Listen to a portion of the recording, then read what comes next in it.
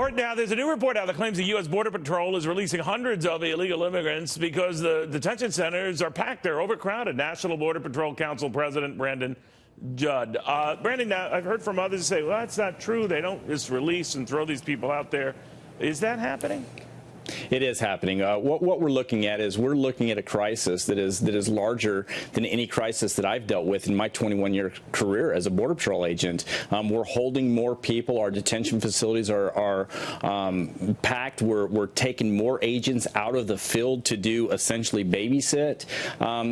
There's a lot of things that are happening, and because of this stress and the stress factor of the number of people that we're currently holding, we're starting to walk them out what we call our front door, and we're letting them go. Where do they go, It's the catch and release program again. Where do they go?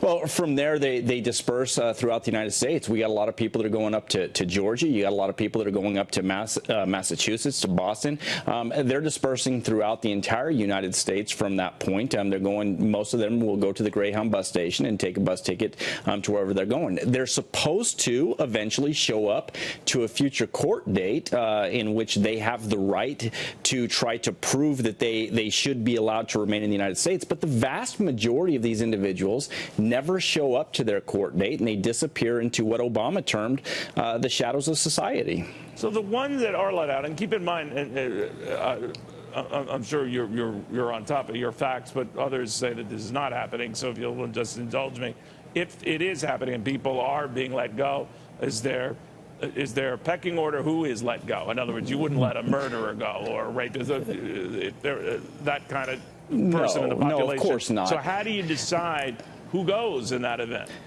So the first people that you're looking at is you're going to look at the female heads of household. You're going to look there first and hope that that's going to alleviate some of the stress. The family units will then be, the full family units will then be next. So there is absolutely a pecking order. We do not let murderers go. We don't let known rapists go. But you don't have any ability, whoever these people are, you let go, whether they're their mothers or anyone or head of a family.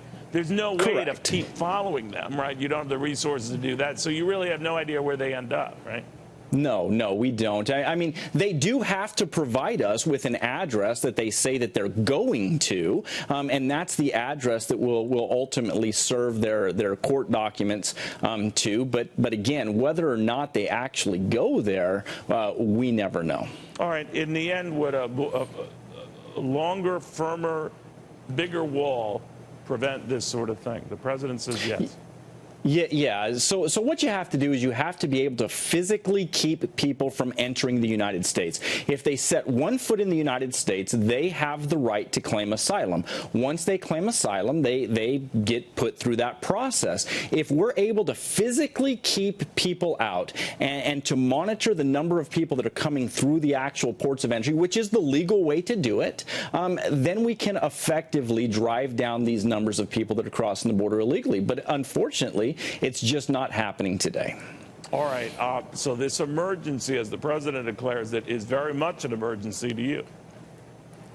Yeah, I agree with him 100%. Again, 21 years in the Border Patrol. I was right in the thick of everything in the Tucson sector when we were making more arrests than at any time in the history of the Border Patrol. Right now, we're dealing with more people. We're on pace to deal with more people than we've ever dealt with before. Right. This is, in fact, an emergency. It's greater than 2014. It's greater than the early 2000s, the mid 2000s. This is an emergency, and we're seeing the effects of it right now. Brandon Judd, National Border Patrol Council President, thank you very, very much.